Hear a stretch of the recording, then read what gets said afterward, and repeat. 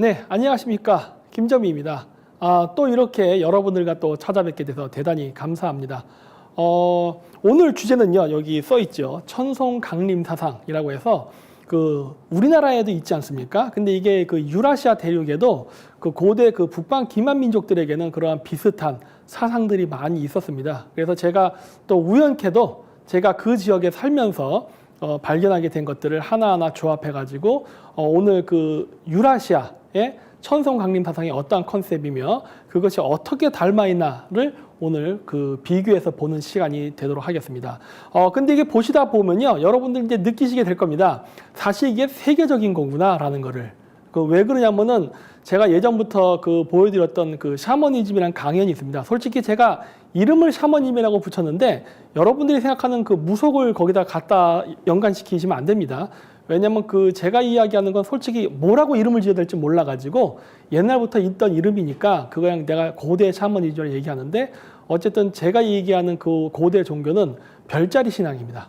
물론 옛날 때도 다 별자리 신앙이었죠.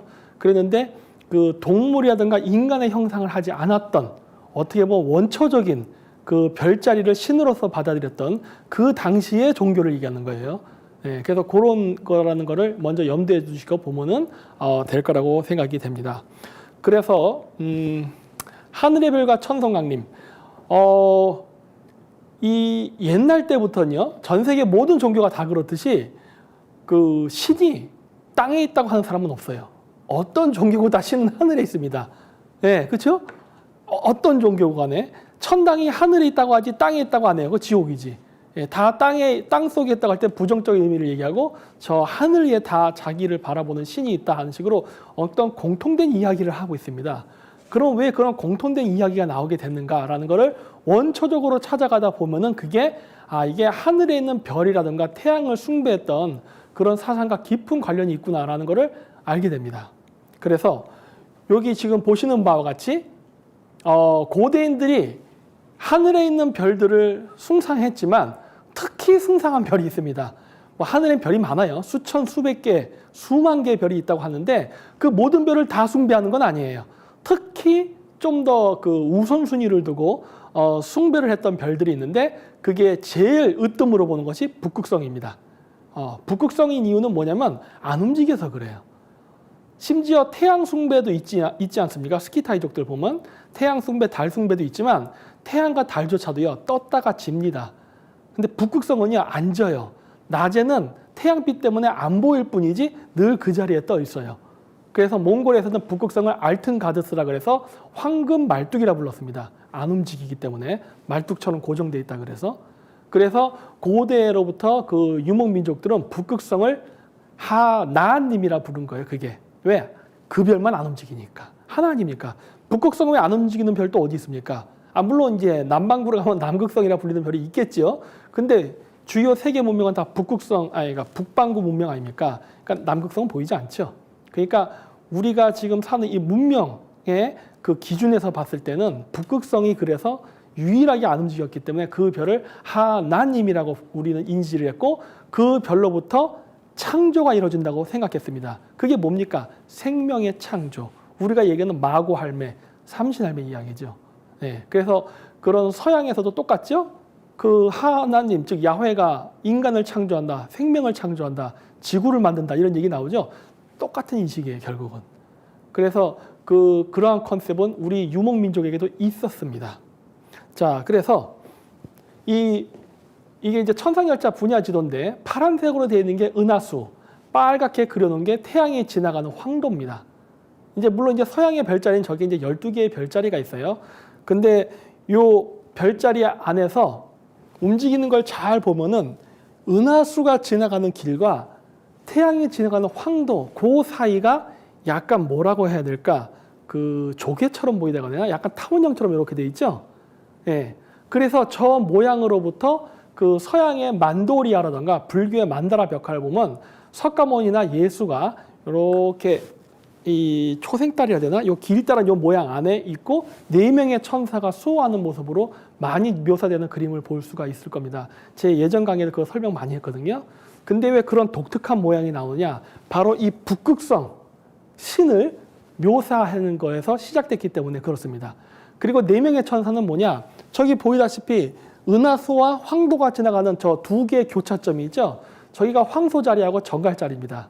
하나는 정갈 자리는 골드 게이트, 황소 자리는 실버 게이트라 불렀거든요. 그래서 거기 2개, 그 다음 나머지 2개가 뭐냐? 사자 자리와 물병 자리입니다. 그래서 이게 우주의 봄, 여름, 가을, 겨울 구별을 하는 4개의 천사, 4개의 관문이라 생각했거든요. 그래서 가운데 북극성을 중심으로 황도 12궁 별 중에서 특히 4개의 별자리를 중요시 여겼습니다. 그러다 보니까 저런 모양이 나오는 거예요. 이게 나중에 고대 종교에서 우상화가 되면서 인격화돼 버리죠. 원래는 그냥 별의 모습이었는데 그러다 보니까 이제 그런 여러 가지 예술 작품이 나오게 되죠. 그게 바로 요겁니다. 요건 좀 더 우리가 알아보기 쉽게 해놓은 거죠. 가운데 반짝이는 별이 북극성인데 물론 저 자리에 지구도 놓입니다. 왜 그러냐? 우리가 지구에서 별을 보기 때문에 그래요.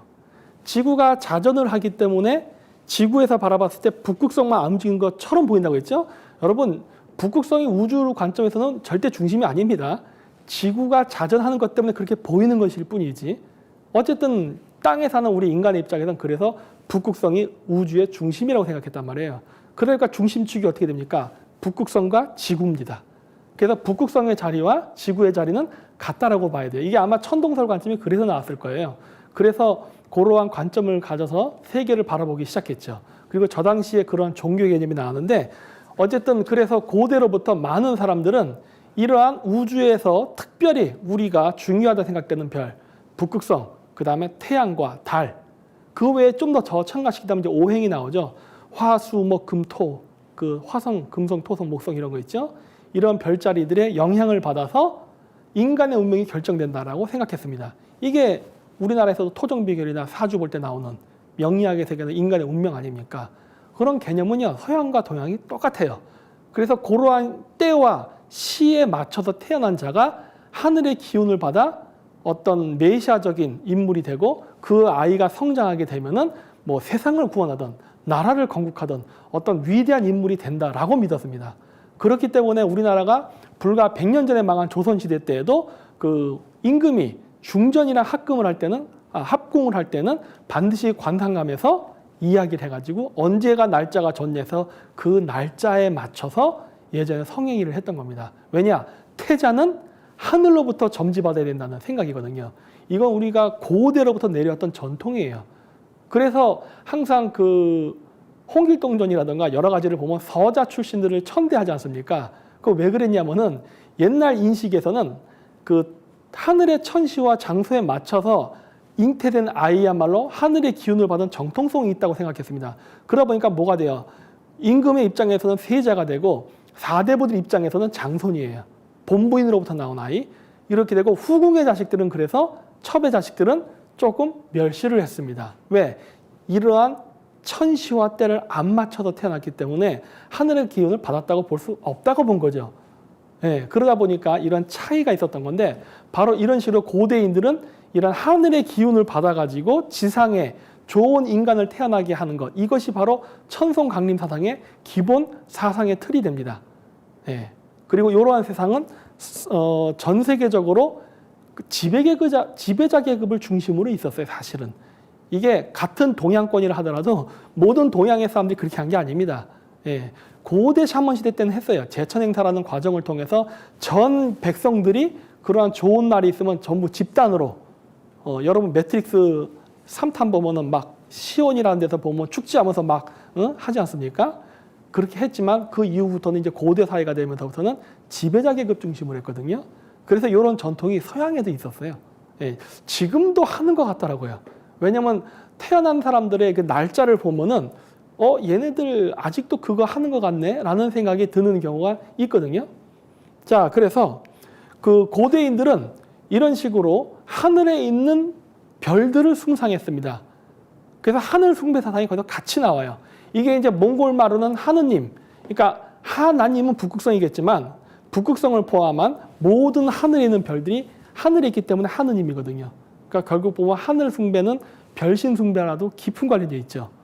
그래서 몽골에서도 그 보면은 그 하느님이라는 얘기를 할 때 탱게르란 말을 합니다. 탱게르란 말 자체가 하늘이에요. 하늘이기도 하지만 그게 하느님이라는 의미를 같이 갖고 갑니다. 네.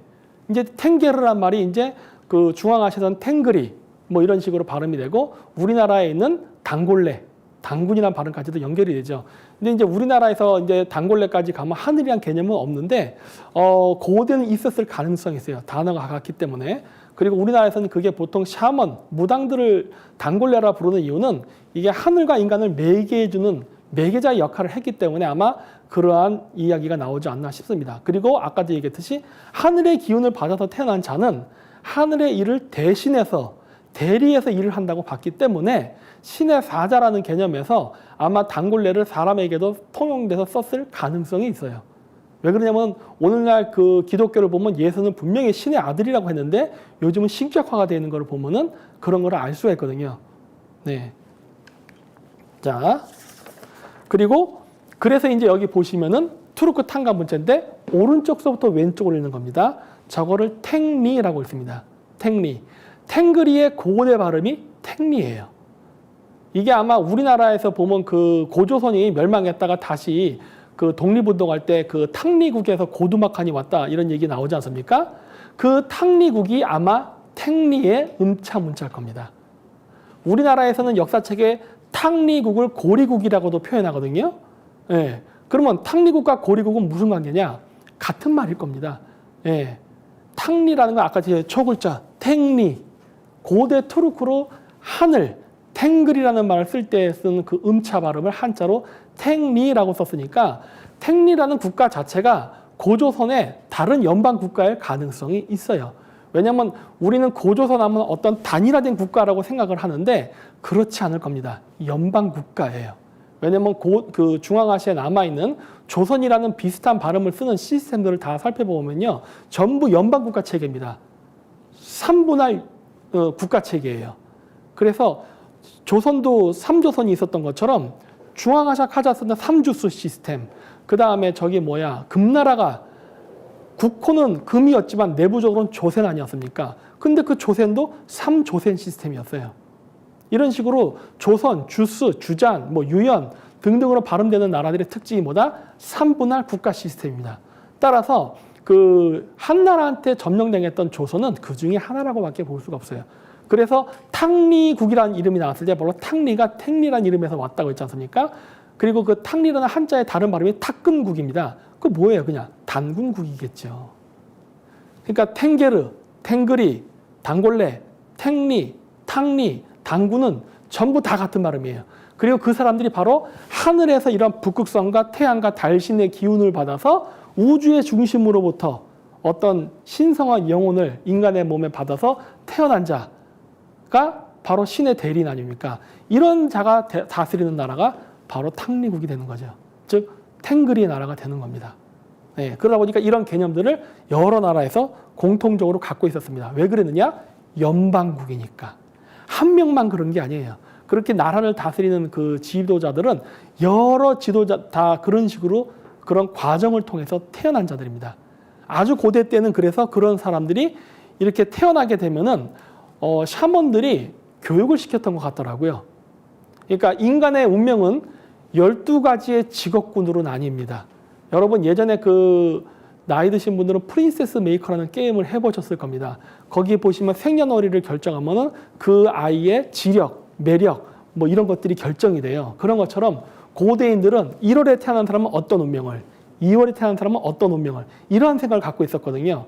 그러다 보니까 제왕의 운명을 갖고 태어난 아이들은 그 아이들을 따로 모아서 제왕교육을 시키는 샤먼이 있고 또 제사장의 운명을 갖고 태어난 사람들은 제사장을 그 교육시키는 샤먼이 따로 있었습니다. 왜냐하면 고대에는 샤먼들이 교수의 역할을 했거든요. 그리고 대장장이, 농사, 그 다음에 재상 등등의 이런 관료 같은 거 이런 걸 하기 때문에 그걸 담당하는 샤먼들이 그 아이들을 데리고 가서 그거를 영재 교육을 시켰습니다. 그래서 다 끝나고 나면 어떻게 된다? 이것도 사주팔자를 보죠. 생년월일 나와가지고 너는 동쪽에 가서 다스려라. 너는 서쪽으로 가서 다스려라. 이런 식으로 퍼뜨리다 보니까 어떤 문제가 생겼냐? 고대 지배 그 국가의 왕들은요 외국인인 경우가 많습니다. 왜 그러느냐? 이건 자기가 원하는 대로 가는 게 아니에요. 그게 정해주는 대로 갔기 때문에 그래요. 그래서 제가 좀 이따도 보여드릴 거지만 우리나라에서 신석기 시대, 청동기 시대 때 나오는 고인돌, 지배계급의 무덤이잖아요. 외국인들이 많이 나옵니다. 그거 왜 그렇겠어요? 이렇게 사주팔자를 봐서 배정을 했기 때문에 그래요. 근데 정말 아이러니하게도요, 서양을 가면요, 또 동양인의 유골이 나옵니다. 예, 그런 식으로 퍼뜨렸던 것 같아요. 자, 그랬고, 이 앞쪽에 보면은, 요 탱리라고 써놓고서 가운데 십자가가 있죠, 원에. 이게 왜 그러냐면요, 원래 고대로부터 십자가는요, 유라시아 샤먼 국가들이 썼던 심볼이기 때문에 그렇습니다. 저게 바로 뭐냐? 동그란 원은 태양, 안에 십자가는 까마귀입니다. 삼조고예요, 삼조고. 그럼 왜 까마귀 삼조고를 썼느냐? 신의 대리인이기 때문에 그래요. 하늘과 땅을 연결하는 매개자가 뭡니까? 새 아닙니까? 하늘을 날아다니니까. 그래서 고대인들은 새가 하늘과 땅을 왔다 갔다 연결하면서 그 신성한 인간의 영혼 아니면 죽은 자의 영혼을 이동시킨다, 운반한다라고 생각을 했어요. 그러다 보니까 최초에 우리가 썼던 이 관모 있죠? 이거의 시작이 뭡니까? 새입니다. 네. 초창기에는 까마귀를 그냥 머리에 써요. 아메리카 인디안들 보면 머리에 그냥 새를 통째로 얹는 경우가 있습니다. 모자처럼. 그렇게 쓰다가 나중에는 점점 변해서 조선시대 관모처럼 변하죠. 네. 옛날같이 원시적인 그러한 그 새 형태를 쓰진 않고, 하지만 점진적으로 이렇게 변하긴 하지만 최초 오리지널로 가면은 뭐였다? 모자의 기원은 새와 깊은 관련이 있습니다. 네, 그래서 어쨌든 십자가를 썼다는 것이고, 그렇기 때문에 제가 예전부터 강조했던 카자흐스탄에는 케레이라는 부족의 심볼이 저기 보다시피 십자가로 쓰입니다. 앞쪽하고 동일하죠? 이렇게. 저 십자가가 케레이, 즉 뭐다? 중앙아시아 언어로 까마귀입니다. 예. 헤레트, 뭐 여러 가지로 발음을 해요. 뭐 커리에, 캐리에 등등으로 발음을 하는데 까마귀를 상징합니다. 그래서 까마귀를 상징하는 거를 캐레이족들이 썼어요. 왜? 캐레이족들이 제사장 계급이었으니까. 그래서 오늘날 개신교에서는 십자가를 이제 그쪽에서 심볼로 쓰지만 원래 고대로부터 십자가는 고대 유라시아 샤먼들이 썼던 상징으로서 원래 최초의 이미지는 까마귀예요. 그리고 까마귀를 왜 썼냐? 하늘과 땅을 연결하는 메신저라는 역할로서 썼기 때문에. 그리고 케레이 부족들이 바로 하늘과 땅을 연결해서 일종의 무당이죠. 샤먼들이었기 때문에 자신네들이 그거를 상징으로 쓴 겁니다. 그래서 이거는 증명할 수 있는 게 그 러시아의 유명한 역사학자라고 있습니다. 그 무랏 아지지라는 사람이 있는데 이 사람이 쓴 책에도 그 이야기가 나오죠. 사실 이 사람이 여기에 대해서 연구를 가장 많이 한 사람이에요. 그래서 이 사람 이론에 의하면 원래 십자가는 유라시아 샤먼들이 썼던 상징이었는데 이게 나중에 유럽이 기독교를 전파하는 과정에서 킵차크 한국 쪽들을, 그 유목민족들을 점령을 하고 그 사람들을 기독교로 개종시키는 과정 속에서 북방민족이 썼던 십자가라던가 여러 고대 샤머니즘의 전통을 기독교로 끌고 들어왔다고 합니다. 그래서 오늘날 그 기독교 문화를 보면요, 유라시아 샤머니즘 문화가 정말 많습니다. 대표적인 거 크리스마스. 여러분 크리스마스 때 크리스마스 추리 장식 하죠. 저기 이스라엘 가나안 땅에 크리스마스 추리가 있기는 합니까? 사막지대. 그거 크리스마스 추리 어디 거예요? 저기 타이가 살림, 북유럽, 저 북부 지역에 있는 거 아닙니까? 시베리아 이런데. 근데 왜 그 문화가 왜 거기 들어와 있어요? 원래 그 우리나라에서 쓰는 그 단골레집 앞에 있는 당목 아닙니까? 무당나무. 무당나무에 막 천 묶어놨죠? 그게 크리스마스 추리예요, 그게. 그거 지금 가져가서 지금 자기네들이 크리스마스 추리하고 쓰지 않습니까? 거기에선 자라지도 않는 침엽수림으로. 그거 왜 그렇겠어요? 그 사람들이 아까 이 사람들의 이론에서 얘기하는 것처럼 북방민족을 점령하고 개종시키다 보니까 그들의 문화를 자기 거화시키면서 가져간 거란 말이에요. 크리스마스도 대표적인 예죠. 크리스마스는 태양신이 탄생한 날이지 예수 탄생한 날 아니잖아요. 근데 지금도 여전히 알면서 그렇게 행사하고 있죠. 그 다음 성체의식, 카톨릭에서는 이거 성체 먹는 의식 어디서 온 겁니까? 태양 숭배 사상 아닙니까? 고대인들이 태양을 먹던 의식, 우리나라도 있죠. 그게 뭡니까? 동짓날 먹는 동지 팥죽. 해가 가장 짧은 동짓날 고대인들은 태양이 죽었다 생각했거든요. 그러다 보니까 태양이 죽어서 어둠이 깔렸기 때문에 이 어둠 속의 빛을 다시 받기 위해서 뭘 한 거예요? 이 동그란 계란처럼 생긴 이 동그란 그 팥에다가 팥죽을 묻히면 뭐처럼 보여요? 빨간 태양처럼 보이잖아요. 그래서 그거를 먹음으로써 빛을 먹는 의식.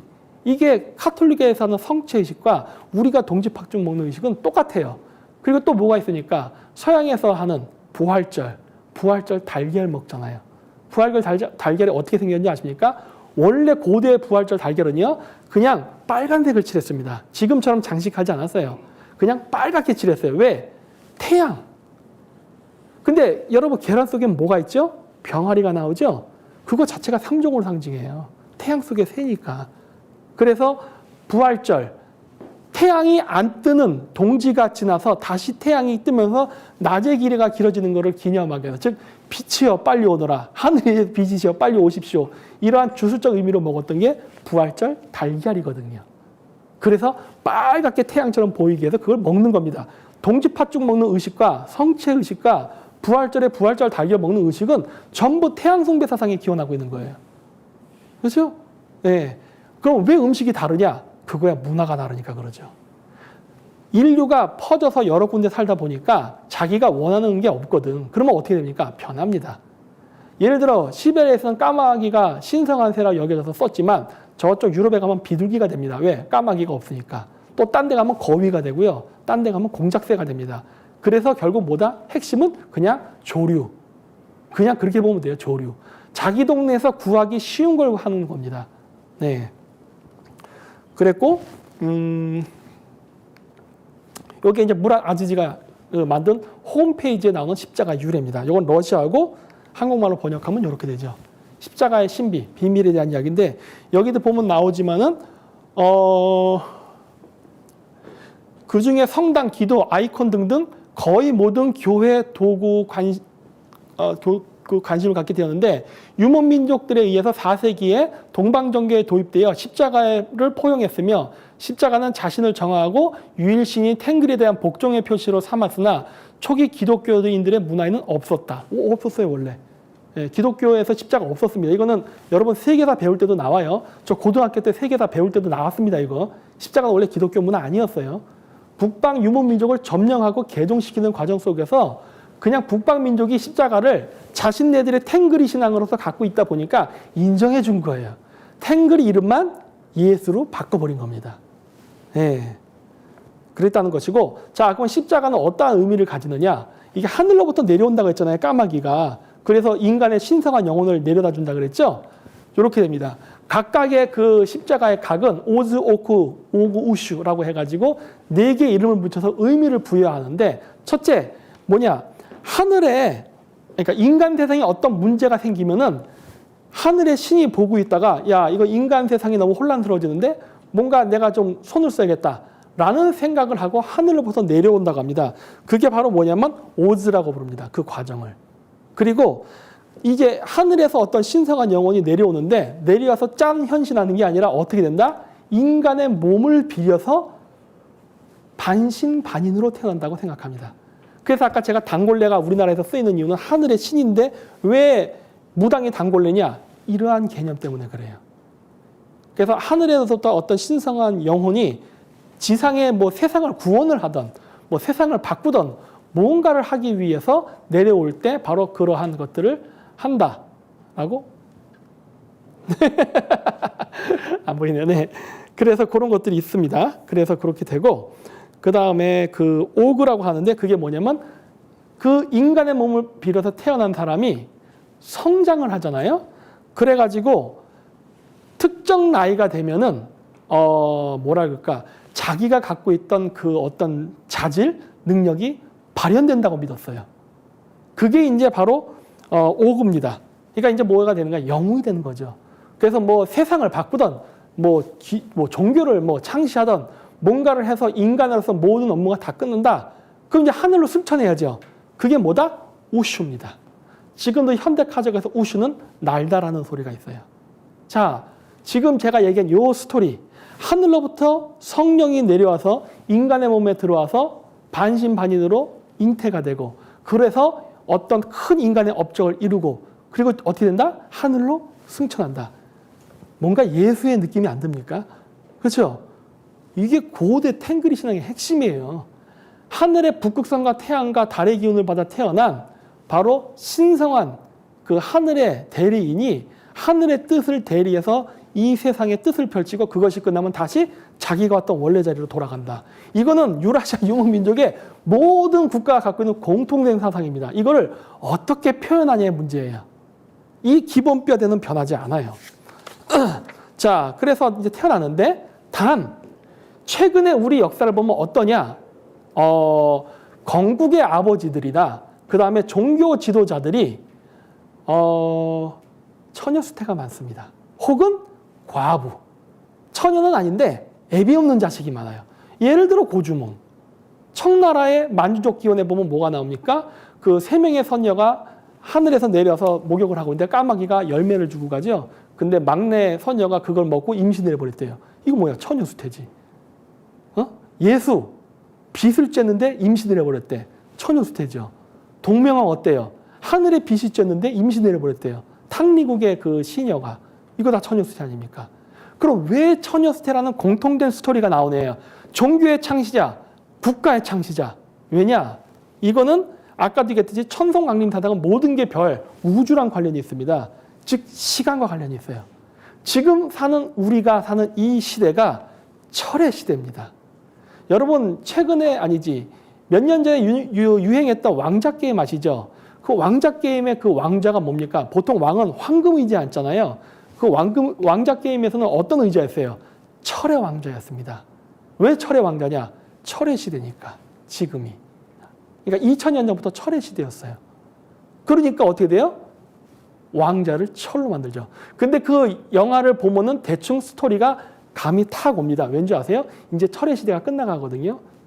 황금 시대로 다시 바뀝니다. 봄, 여름, 가을, 겨울, 봄, 여름, 가을, 겨울 것처럼 금은동철, 금은동철이거든요. 이제 철의 시대가 끝나면 다시 어떻게 돼요? 원래대로 환원해요. 금의 시대로 돌아간다고. 그러다 보니까 왕자 게임을 대학교 때 보고서 느꼈던 게 뭐다? 아, 저 캐릭터들 다 죽겠구나. 왜? 철의 시대는 종말하거든요. 즉 철의 시대를 대표했던 나라는 이제 없어지고 다시 새로운 황금을 상징하는 국가가 탄생하는 거니까. 천문학적으로. 근데 문제는 뭐다? 그 고대인들은 그러한 하늘의 별자리가 그렇게 변하면 지상도 똑같이 맞춰서 움직여야 된다고 생각했어요. 왜? 하늘의 뜻이 그렇다고 생각하니까. 따라서 지상의 지도자는 하늘의 천시와 하늘의 어떤 신성한 영을 봐서 인간의 몸으로 태어난다고 믿었잖아요. 그렇기 때문에 그들 입장에서는 그 사람들이 그 우주의 별자리가 변함에 따라서 지상에서도 같이 변화를 이끌어내는 것이 신의 사명이라고 생각했어요. 그래서 같이 움직입니다. 이게 서양에서 얘기할 때는 에서보 소빌로우라 그러고 우리나라식으로 얘기하면 그게 제세2화예요. 하늘이 그렇듯이 땅도 같이 움직이게 된다. 그래서 제가 철의 시대를 얘기한 이유가 뭐냐? 요것 때문에 그렇습니다. 여기. 자, 제가 노란색으로 깜빡깜빡 칠해냈죠? 저기 11시 방향에 있는 게 물고기 자리입니다. 물고기 자리 시대라고 지금 불러요. 이제 물병 자리 시대로 지금 넘어간 우린 딱 그 중간기에 껴있는데 물고기 자리 시대의 정의라는 게 뭐냐면 그 밤과 낮의 길이가 같은 춘분, 약 3월 24일이죠. 그때 동쪽에서 태양이 뜰 때 어떤 별과 같이 뜨냐예요. 근데 물고기 자리 시대면 물고기랑 같이 뜹니다. 지금도 물고기랑 같이 떠요. 이 조금씩 좀 밀리고 있어요. 이제 물병으로 넘어갈 겁니다. 따라서 지금 철의 시대를 이야기할 때는 물고기가 자주 나요. 근데 그것도 있고 뭐가 있느냐? 아, 네네. 알겠습니다. 여기 보시면은, 어이구. 네. 여기. 물고기 자리. 즉, 여기 가운데 북극성은 지구랑 같이 있다고 했죠? 우리 자전축 때문에 북극성 위치가 지구의 위치라 했습니다. 지구에서 관측했을 때 3월 24일 날 동쪽에서 태양이 뜰 때 태양과 물고기 자리가 같이 뜰 때예요. 자, 그러면 이게 왜 중요하냐? 모든 거는 음양론으로 갑니다. 아빠가 있으면 엄마가 있고 빛이 있으면 그림자가 있는 거예요. 그 음양론의 입각에서 얘네들이 보기 때문에 어떻게 했냐? 물고기 자리의 탱그리, 즉 메시아는 누구의 기운으로 태어나냐? 반대편 별자리. 처녀 자리의 기운으로 태어납니다. 즉 그 얘기 뭐다? 이 물고기 자리 시대에 태어나는 메시아는 처녀 수태가 많다예요. 근데 진짜 그래요. 그러니까 고대인들은 그렇게 생각을 했어요. 그래야 된다라고 생각한 것 같아요. 그래서 제 생각에는 멀쩡한 애도 애비를 숨겼던 것 같습니다. 뭐 물론 고대 샤머니즘 시대 때는 목의 중심 사회니까 아버지는 잘 모르는 경우가 많아요. 근데 그러한 컨셉들이 나오게 된 게 이런 별자리 점성술과 깊은 관련이 있지 않나라고 보는 거예요. 그래서 요거는 동양에도 전 있었을 가능성이 있다라고 지금 보고 있어요. 왜 그러느냐? 요거는 아이고 15세기에 사마르칸트에서 발견된 천문관측에 대한 그 지도인데 여기 보면 서양의 황도 12궁이 나옵니다. 저기 정갈도 나오고 궁수자리, 염소자리. 여기 보면 이거 서양의 황도 12궁이에요. 15세기예요. 예. 중앙아시아에도 저런 게 나타나네. 근데 제가 알기로는 15세기에도요. 여전히 서양 사람들이 중앙아시아에서 천문학을 배워갔습니다. 특히 그 아무르티무르 제국에서 가장 번성했던 울구르백 시절에 울구르백에게 천문을 배우기 위해서 서양에서 엄청나게 많은 학자들이 와요. 이게 나중에 르네상스에 큰 영향을 끼치거든요. 그런데 여기 보면 이렇게 그 그리스인들이 썼던 건데 라는 것들이 유물이 나타나요. 또 뭐가 있느냐?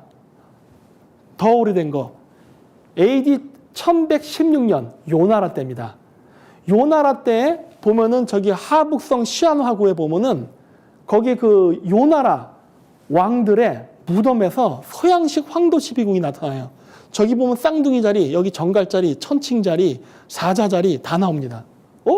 이거 서양 건데? 근데 이게 이때도 나타나요. 우리도 썼나 보네? 이런 생각이 들어요. 요 시대가 고구려 백제 신라가 멸망한 이후잖아요. 발해 시대 때. 근데 이게 나타나는 거예요. 그러면 그 이전에도 있었겠네? 라는 거를 추정할 수가 있어요. 자, 그럼 여기서 이제 의문점이 들죠. 저거 서양 건데 왜 우리가 저걸 쓰고 있지? 그럼 그리스나 서양인들이 여기를 쳐들어왔나? 그건 아니에요. 저는 이걸 어떻게 해석하냐면은 요거랑 관련이 깊다고 봅니다. 이게 수메르의 황도 12궁입니다. 그러니까 서양인들이 쓰는 황도 12궁의 그 유래는요. 바빌론이에요. 바빌로니아에서 왔는데 바빌론의 황도 12궁은 어디서 왔냐? 원래 수메르 겁니다. 여기 수메르 이름으로 제가 써놓은 거예요. 뭐 구아나, 뭐 마샤타바, 뭐 이게 뭐라고 써 있죠? 이게 써 있는데 저 의미가 뭐냐면은 뭐 하늘소, 쌍둥이, 쪽집게, 사자 이런 식으로 되어 있어요. 결국 그리스인들은 뭐다? 그냥 수메르의 별자리를 번역해서 쓰는 겁니다. 예. 결국 뭐다? 우리가 알고 있는 서양의 황도 12라는 개념은 원래는 고대 수메르 문명 거예요. 근데 우리나라에서도 그렇지만 일본에서도 그렇고 메소포타미아랑 깊은 관련이 있는 유물과 유적들이 많이 나옵니다.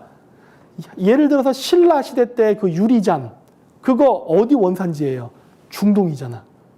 연결돼 있어요. 그건 저때 당시에도 교류가 있었다면 분명히 우리나라에도 삼국시대에도 저 서양식 그러니까 수메르식 황도 12궁의 개념이 우리에게도 있었을 가능성이 매우 높아요. 더구나 신라시대 쿠시나메는 뭐예요? 페르시아의 왕자가 신라의 공주랑 결혼한다. 그리고 얘네들이 나중에 사산조 페르시아를 건설한다. 이런 내용들이잖아요. 교류가 많았던 것 같아. 그럼 과연 저런 개념이 우리나라에 없었을까 하는 거예요. 중국까지는 나와. 12세기까지는 나와요. 그 이전은 안 나와요. 하지만 여러 가지 정황적 증거로 봤을 때는 있었을 것 같아요. 교류는 있었어요. 확실히 교류는 있었어. 그런데 제가 그렇게 생각하는 이유가 우리나라의 건국의 아버지들의 탄생설화가 이것과 연결되어 있기 때문에 제가 그렇게 추정한다라고 얘기하는 거예요. 자, 대표적인 건 투망루. 투망루라는 나라가 있었습니다. 이게 부여족이 세웠던 나라라 그래요. 투망루가 뭘까 하는 거예요. 한자로 보면 저거 알 수가 없습니다. 왜? 음차 문자니까. 투망루는요. 몽골 말로 하면 투무르입니다. 그리고 카자고로 티무르. 그리고 이제 한국식어 아니면 고구려어로 얘기하면 다물 정도에 해당하겠죠. 이게 다 뭘 말하는 거예요? 철입니다. 왜? 그 시대가 철의 시대예요. 그 어떤 사람들이 그런 얘기 하더라고요. 아니 박사님 BC 때도 있었는데요. 그래요. 그 BC 때 있었으면 철의 시대가 아닌데 왜 철의 시대를 합니까? 말이 안 되네요. 그래요. 일견 일리가 있습니다. 그런데 썼습니다. 왜 썼느냐? 여러분 생각해 보세요. 예를 들어 개신교를 기준으로 볼까요? 그 기독교에서 얘기할 때 뭐 얘기합니까? 재림 예수 얘기하죠. 예수가 재림이 아직 안 했는데 재림 예수를 얘기합니다. 미래 예수예요. 세상이 종말이 되면 재림 예수가 온다. 왜 아직 그 시대가 안 됐는데 왜 믿지요? 지금 믿으면 안 되지. 왔을 때 믿던지 해야지. 땡겨 믿습니다. 미래신에 대한. 불교는 어때요? 불교는 석가모니불이 있죠. 본존불이라고 하죠. 근데 미륵부처 있지 않습니까? 미륵부처 뭐예요? 미래의 부처. 근데 왜 믿어요 그러면? 아직 미래가 오지도 않았는데. 원래 그런 거거든요. 종교라는 게 미래지향적이에요. 구원관 때문에. 그러다 보니까 철기 시대가 되기 전서부터 믿기 시작합니다. 네, 앞으로 이런 시대가 도래하니까 우리는 이러한 걸 믿어야 된다 이렇게 얘기하는 거거든요. 근데 우리나라에서도 투망루라는 이름이 나오는 걸 보고 이거 철인데. 그리고 고구려라는 나라가 건국하는데 연호가 다물이에요. 다물? 연호를 갖다가 이제 우리나라에서는 되찾는다라는 의미로 해석했다고 하는데 저는 그렇게 보지 않아요. 왜? 연호라는 건 말 그대로 시간과 관련이 있습니다. 그렇다면은 저 고구려 건국된 시기는 철의 시대부터 이제 시작되는 거거든요. 그러면은 그게 티무르랑 관련이 있는 고구려의 발음이 아닐까 싶은 거예요. 그러니까 티무르라는 발음을 한자로 다물이라 쓴 게 아닌가 싶어요. 그리고 부여국의 투망루도 원래 티무르라는 철을 상징하는 국가인데 이거를 갖다 한자 표기로 투망루라 쓰는 게 아닌가라고 보는 거예요. 그러니까 제가 생각했던 서양식 그리스식 황도 12교환 개념이 우리나라도 알았다면은 이 컨셉은 설명이 가능할 수 있다예요. 왜 굳이 철이라는 이유를 쓰는가에 대해서는. 자, 그리고 이런 것들 여러 가지 이제 유물들의 그림 디자인이 뭔가 닮아 있죠. 닮아 있고 또 뭐가 있느냐? 이렇게 이집트인처럼 보이는 유물들도 나옵니다. 물론 이건 기원전 유물은 아니에요. 예, 이게 12세기인가 그때 원나라 때 유물입니다. 근데 여기도 보면 실크로드를 통해서 이집트랑 교육이 있었기 때문에 저런 유물들이 나와요. 그럼 그전에는 없었느냐?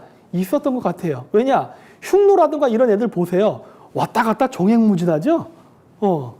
그랬기 때문에 분명히 이거는 교류가 있었고 이 개념을 알았을 거다예요. 더구나 아까도 얘기했듯이 황도 12경의 개념은 저쪽 유럽 그리스가 아니에요. 메소포타미아 지방이란 말이에요. 메소포타미아 지방은 실크로드의 아주 중요한 교역로였기 때문에 우리는 고대 신라시대 때도 거기를 왔다 갔다 했단 말이에요. 그랬다면은 우리가 수메르식 황도 12경의 개념은 분명히 알았을 가능성이 높다. 따라서 그러한 개념을 알았기 때문에 건국의 신화에서 국가 명칭이라던가 이런 것들이 나타나는 게 우리는 그것과 관련이 있다라고 보는 거예요. 단 아쉬운 거는 서양식 황도 12궁의 그림이 안 나왔을 뿐이에요. 지금 그걸 제가 확답을 못 드리지만 정확적 증거로 우리도 분명히 이 개념 알았답니다. 그래서 저는 이제 그런 식으로 지금 보고 있고 그 다음에 또 이렇게 생각하는 이유 중에 하나가 뭐냐면 우리나라에서 신석기 그 다음에 청동기 때 나오는 고인돌 있지 않습니까? 그 밑에서 보면 유골들이 나오는데 백인들이 자꾸 나와요. 이게 옛날 때는요 덮었습니다. 요즘은 이제 많이 공개하더라고. 예를 들어서 부산 가덕도에서도 어때요? 10구 중에 7군가가 백인 유골이었죠? 그냥 백인입니다. 혼혈이 아니라 그냥 백인이 나왔어요. 부산 가덕도만 나온 거 아니죠? 전라도라든가 다른 데서 발견된 고인돌에서도 그냥 백인이 나옵니다. 그래서 어떤 유골은 영국계, 어떤 유골은 독일계 막 이래요. 그냥 100% 백인이 나오는 거야. 물론 혼혈아들도 나옵니다. 그게 어디서 나왔느냐? 바로 경주죠. 경주에 있는 고분들에서 그 지배자의 유골 아닙니까? DNA. 그거를 채취해 갖고서 뼈를 조사했더니 부계와 모계에서 전부 다 어떤 결과물이 나왔냐? 신장 위구르 자치주의 위구르인과 비슷한 생김새를 한 사람들이 나왔어요. 즉 뭐다? 신라 지배계급은요. 우리 얼굴이 아니었어요. 우즈벡 사람, 그런 사람들의 얼굴이었어요. 얼굴 많이 다르죠. 그런 사람들이 우리나라의 지배계급으로 존재했다는 겁니다. 예를 들어서 신라의 괴른 같은 경우 얼굴 다르죠. 완전 외국인의 모습을 하고 있죠. 그런 사람들이 많았다는 거예요. 그러니까 우리나라는 단일민족 국가 아니었다는 게 여기서도 나타납니다. 예, 이게 다양한 민족이 혼혈돼서 살았구나 라는 거를 알 수가 있어요. 그리고 왜 이런 혼혈이 일어났느냐? 고대 제천 행사 때문에. 옛날 때에는 제가 얘기했죠. 고대 왕국이 되기 이전 고대 샤먼 시대 때는요. 모든 사람은 하늘의 북극성으로부터 내려온다라고 믿었습니다. 그러나 후대 왕권 국가가 되면 어떻게 돼요? 오직 왕만 북극성으로부터 내려온다고 믿어요. 그게 여러분 한국 영화 중에 천문이라는 드라마에 나옵니다. 장영실이 세종대왕을 위해서 가마를 만들 때 요 위에 북극성 자리를 딱 그린단 말이에요. 임금님은 북극성으로부터 내려왔기이고 저는 천민이라 별이 없습니다. 뭐 이런 소리 하고 하잖아요. 원래는 그게 아니에요. 우리가 사람이 죽으면 돌아간다는 말을 쓰고 칠성판을 밟고 이렇게 그 관을 바깥으로 이제 무덤으로 이동하고 할 때도 하듯이 모든 인간의 영혼은 북극성에서 온다라고 믿었어요. 그리고 그 북극성으로부터 오는 영혼을 취합해서 태어난 아이들 중에 뛰어난 아이를 왕으로 앉혔습니다. 그래서 제가 자꾸 고대시대 때에는 누구의 아들이 누구가 뭐가 되고 내가 아니라고 하는 이유가 뭐냐. 옛날 때 왕을 선별하는 방식은요. 혈통 중심이 아니에요. 물론 지 아들이 뛰어나면 될 수는 있어. 근데 무조건 된다는 보장이 없는 거예요. 왜? 아까도 얘기했듯이 1년 12개월 동안 매달 제천 행사를 해서 태어난 아이들을 경합을 시켜서 뛰어난 아이한테 그 일을 할 수 있게 해줬거든요. 그러니까 어떻게 돼요? 선천적으로 하늘의 기운을 받아야 되고 후천적으로 제왕교육을 받아서 그래서 정식으로 경쟁을 해서 이긴 자가 다음번 왕이 되는 거예요. 그래서 제가 혈통승계가 아니라고 하는 거예요. 될 수도 있고 안 될 수도 있다예요. 그게 고대 샤먼사입니다. 물론 이제 왕권 국가로 넘어가면서부터는 어떻게 돼요? 권력자들이 자신의 권력을 독점하기 위해서 이 제도를 다 없애버리죠. 왜? 나만. 그러다 보니까 어떻게 돼요? 하늘의 천문을 보고 하는 것도 일반인들이 보면은 육갑 떤다 그러고 죽여버렸던 겁니다. 오직 임금만 하늘을 독점할 수 있다. 이렇게 바뀌기 시작하죠. 하지만 고대에는 그러지 않았어요. 네. 약간 왕을 선출하는 방식이 달라이라마 뽑는 거랑 좀 비슷하다고 보면 됩니다. 일반 사람들 다 수집해가지고 거기서 선별하는 거예요. 그러니까 백성들도 다 받잖아요. 그러니까 인정해 주는 거야, 그 왕권을. 아, 그래. 좋은 날, 그렇지. 왕의 기운을 받아 태어난 아이들 중에 진짜 실력 뛰어난 애를 딱 뽑으니까, 아, 쟤구나. 우리 이번에 이 임금이 돌아가셨는데 그 임금이 돌아간 다음에 이 길 잃은 어린 양들, 우리를 이끌어줄 지도자는 저 사람이구나. 하늘에서 또 아이를 내려보냈는데 누군가 했더니 쟤였네? 저렇게 되는 거예요. 이런 식으로 계속 전통이 유지되면서 내려왔습니다. 그러다 보니까 이 생년월일 시간 이런 게 굉장히 중요했던 거예요. 고대인들은. 그리고 그렇게 함으로써 질서를 잡은 겁니다. 그리고 이제 피지배 계급도 딴 말을 하지 않는 거죠. 왜? 이거 뭐 누구나 볼 수 있는 그 어떻게 보면 나름 객관적인 그러한 그 지배자를 선정하는 방식이니까. 그러나 이제 샤머니즘 끝나면 이게 바뀝니다. 그러면서 샤머니즘이 몰락하게 돼요. 왜? 어떻게 보면 오늘날 우리가 얘기하는 고등종교, 불교가 됐던 기독교가 됐던 이슬람이 됐던 이런 사람들이 결국 뭐예요? 정치권과 결탁을 함으로써 내가 네 아들을 내가 다음번 왕위 계승자를 인정해 줄게. 우리를 국교 삼아다오. 이러다 보니까 어떻게 돼요? 고대 샤머니즘이 다 전 세계적으로 붕괴돼 버린 겁니다. 즉 권력의 세습화와 함께 샤머니즘 무너져요. 네. 그리고 나서 그 샤머니즘의 전통을 자기네들만 세습합니다. 자기네들만. 자, 그래서 이제 3조고, 아이고. 이렇게 하늘로부터 새가 내려와서 그 잉태를 시킨다고 믿었어요. 그 대표적인 거, 동명왕신하죠. 부여를 건국한. 그 탕리국의 시녀가 일종의 무술이죠. 하루는 임신을 해가지고 쫓아내는데 너 왜 임신했어? 했더니 뭐라고 얘기해요? 하늘에서 빛이 배에 닿는데 갑자기 임신을 해버렸습니다. 이런 거예요. 그래갖고 애를 낳는데 알이 태어나. 그래서 재수없다고 마구간에도 버리고 뭐 대지울에도 버리고 들판에도 버리고 해도 짐승들이 안 죽이고 지켜주니까 어떻게 해요? 그냥 주지요. 네가 알아서 키워하고. 그래서 그 아이가 태어나죠. 나중에 동명왕이 되죠. 근데 요 앞쪽에 스토리 이거 우리나라 그 KBS 미대로 나온 거거든요. 잘 봐요. 느낌. 이거와 이거랑 닮지 않았어요? 요렇게. 빛을 쐈는데 임신을 한다. 이 세상에 그런 임신은 없어요. 하지만 철의 시대에는 그렇습니다.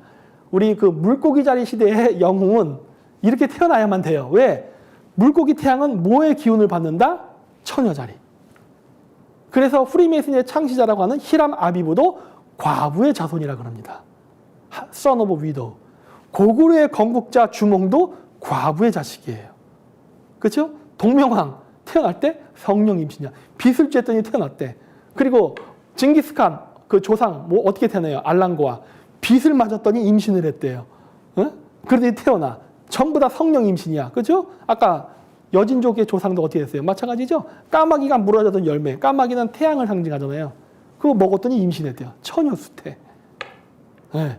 예수만 그런 게 아니에요. 제가 얘기했잖아요. 이 십자가를 심볼로 썼던 이 유라시아 기마 민족들의 오래된 수천 년 된 이 개념이었기 때문에 그 똑같은 이야기는 모든 민족의 건국신에서 일관되게 나타납니다. 처녀수태. 왜? 철의 시대니까 지금. 그래서 이렇게 물고기들이 나옵니다. 이거 스키타이 유물이에요. 우리 스키타이가 고조선이랑 관련이 있다는 얘기를 제가 많이 했죠. 자, 스키타이는 유라시아 대륙에 있던 내륙 국가입니다. 내륙 국가에서 왜 물고기를 이렇게 많이 쓸까 하는 거예요. 뭐 새, 뭐 이런 거, 독수리 이런 건 이해할 수 있어요. 물고기는 너무 생뚱맞잖아요. 물고기를 엄청 많이 써요. 심볼로서. 왜 물고기를 쓸까 하는 거 하고 맞는 것 중에. 근데 그게요, 신라 가야도 동일합니다. 여러분 경주박물관이나 김해박물관 가보세요. 거기 가면 이렇게 신라 임금 벨트에 보면 항상 물고기 장식이 돼 있어요. 여기도 물고기가 있네. 제가 박물관에 가서 벨트를 봤거든요. 다 있더라고. 천마총에도 갔거든요. 천마총에 전시된 신라 왕의 벨트에도 거기도 물고기가 있어요. 그래서 사방에 물고기네. 왜 그럴까요? 신라가 건국돼서 존재했던 기간이 물고기 자리 시대 아닙니까? 물고기 자리 시대가 대략 어떻다 그러죠? AD 1년서부터 2160년까지입니다. 대략 그 기간이에요. 그 시대에 존재했던 나라 아닙니까? 자, 또 요거는 제가 얘기했던 아까 케레이족.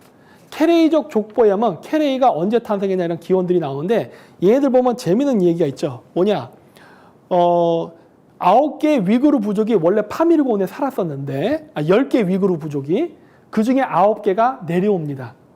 그래서 9개의 위구르 부족이 위구르 한국계 민족들이 9에서 10세기경 건국한 왕국들 중 하나인데 케레이들은 9에서 10세기경 10개의 위구르족에서 9개의 위구르족이라 불렸던 고대 왕국으로 몽골 아르한가리의 오르타 발르골 중심으로 12개의 연방 국가를 건설했다는 얘기를 해요. 이게 구이족의 12연방하고 비슷한 얘기를 하네. 컨셉이 같죠. 시기는 이게 후대예요. 이거 왜 이런 일이냐? 고대 때부터 해왔던 정치 풍습이니까 반복해서 하는 거예요. 그 후손들이니까. 따라서 이런 것만 봐도 12한국은 존재했을 수도 있겠다라고 역으로 추정할 수가 있죠. 네. 근데 여기서 이제 제가 관심 있게 본 거는 몽골의 아르한가에 오르타 발륵을 중심으로 건설했대요. 오르타 발륵? 무슨 말이냐? 한국말로 번역하면 오르타, 왕조라는 소리입니다. 그리고 발륵, 물고기예요. 그러니까 파미르곤으로부터 내려왔던 9개의 케레이족이 12개 연방 국가를 이제 중앙아시아 신장 위구르 자치주 이런 데다가 만드는데 어디를 중심으로 만드냐? 오르타 발륵이라고 했어요. 그게 뭐야? 물고기 왕조라는 소리예요. 아니 여기서도 물고기가 나오네 이렇게 된 거예요. 왜? 지금 시대가 물고기 자리 시대 아닙니까? 그렇죠? 이게 서양에서 얘기하는 황도 시병의 개념이 저들이 알았기 때문에 저걸 쓴 게 아닌가라고 저는 보는 거예요. 그러니까 자꾸 과부라던가 처녀수태라는 얘기가 나오고 그리고 물고기를 자꾸 쓰는 거야. 왜? 지금은 하여튼 최근까지는 물고기 자리 시대였으니까. 물고기 자리 시대는 바로 그러한 처녀 자리의 기운을 받아 태어난다니까. 그래서 만주 원류고에서도 신라의 후손이라고 얘기하잖아요. 근데 만주 원류고도 똑같아요. 보면은 만주족 시조 탄생설화 세 선녀가 내려와 못에서 목욕을 할 때 막내가 신령한 까치가 물어다주는 과일을 먹고 임신이 되었다. 아이에게 성과 이름을 지어주고 어머니는 드디어 하늘로 올라갔다. 장백산의 동쪽에 포고리산이 있고 그 아래 못이 있는데 포르홀이라 부른다. 세상에 전하기를 세 선녀의 이름은 첫째가 은고륜, 둘째가 정고륜, 셋째가 불고륜이다. 못에서 목욕을 할 때 신령한 까치가 맛있는 과일을 물어다 막내 옷 위에 두었다. 막내가 과일을 입에 넣자 곧바로 뱃속으로 들어가는데 이로 인하여 임신이 되어 한 아이를 낳았다. 그렇죠? 까치, 까마귀 다 이거 태양하고 관련이 있습니다. 예. 그러니까 원래 태양새는 까만 새가 아니라고 생각해요. 유라시아 유목민족들은. 그럼 왜 까마귀가 되느냐? 원래 하얀 새인데 태양을 하늘에 띄어 올리기 위해서 태양 속에 들어가서 날개짓을 하다 보니까 그래야 태양이 뜬다고 믿었으니까 태양의 열에 새까맣게 탔다고 보는 거예요. 그래서 까치를 까마귀를 태양새라고 하는 겁니다. 동네에 따라서는 까마귀가 될 수 있는 거예요. 왜? 까마귀도 까맣거든. 예. 그러다 나중에 색깔과 관계없이 공작도 나고 닭도 나오고 막 그러는데 어쨌든 기본 컨셉은 거기서 나온 거예요. 즉 까마귀가 열매를 물어줬다라는 말은 뭐야? 태양 햇빛이 몸에 닿았다와 똑같습니다. 어쨌든 처녀수태예요. 동일하죠? 자, 그러면 이러한 설화가 어디서 많이 생기는 거냐? 이런 걸 얘기합니다. 교회에서. 아, 그래. 12월 25일은 예수 탄생이 아니다. 그거는 태양신 탄생일은 이교도 축제인데, 아, 그래도 예수님의 부활은 있었다. 이거는 유목 및 이교도 문화 별개다. 땡! 아닙니다. 두 개가 세트 메뉴입니다. 부활과 12월 25일은요, 뗄래야 뗄 수가 없는 관계예요. 이것까지는 기독교 문명, 요거는 이교도 문명 아니에요. 둘 다 유라시아 샤머니즘의 문화입니다. 이미 제가 처녀수태 얘기 이미 했었죠? 자, 왜 그런지 볼까요? 자, 저기 써 있죠? 북위 66.49도. 대략 66도, 이거 666. 악마의 숫자라 불리는 전혀 상관없는 겁니다. 이 66은요, 북극성을 상징합니다. 물론 태양을 상징하기도 해요. 자, 그런데 왜 그러느냐? 지구가 23.5도 이렇게 기울었기 때문에 진북방향은 북위 90도 빼기 23.5도, 즉 66.5도. 우리가 소위 얘기하는 북극권입니다. 그쪽이 어떻게 보면은 정북방향. 지구는 동그랗기 때문에 기준을 잡을 수는 없어요. 하지만 회전축을 중심으로 봤을 때 그렇다는 거예요. 거기인데 거기에서 보면 어떤 신기한 현상이 일어나느냐. 자, 여기 2021년 12월 21일 동지죠. 우리가 그냥 동지 뭐라고 생각합니까? 아, 밤이 긴 기간. 그렇게 생각하죠? 저기는 특별해요. 북극권은 특별합니다. 무슨 말이냐? 북극권에서는요, 12월 21일이 되면 태양이 안 뜹니다. 이게 그래서 태양의 죽음이라고 얘기하는 거예요. 12월 21일 날 태양이 죽어요. 며칠 죽냐? 3일 죽습니다. 22, 23, 24.